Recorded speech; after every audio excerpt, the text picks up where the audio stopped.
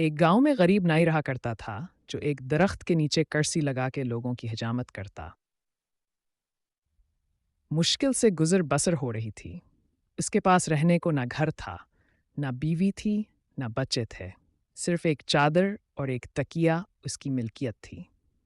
जब रात होती तो वो एक बंद स्कूल के बाहर चादर बिछाता, तकिया रखता और सो जाता। एक दिन सुबह के वक्त गांवों में सैलाब आ गया। इसकी आंख खिली तो हर तरफ शोर और गल था। वो उठा और स्कूल के साथ बनी टैंकी पर चढ़ गया। चादर बिछाई, दीवार के साथ तकिया लगाया और लीट कर लोगों को देखने लगा। लोग अपना सामान, घर की कीमती अशिया लेकर भाग रहे थे।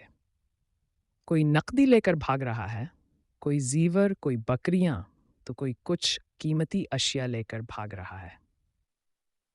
इसी दौरान एक शख्स भागता आ रहा था। इसने सोने के जीवर, पैसे और कपड़े उठा रखे थे। जब वो शख्स इस नाई के पास से गुजरा और उसे सुकून से लेटे हुए दिखा तो गुस्से से बोला, ओए साडी, हर चीज़ अजड़ गई। साडी जानते बनी है, ते तो ए थे सुकून नाल लमा पिया हुआ।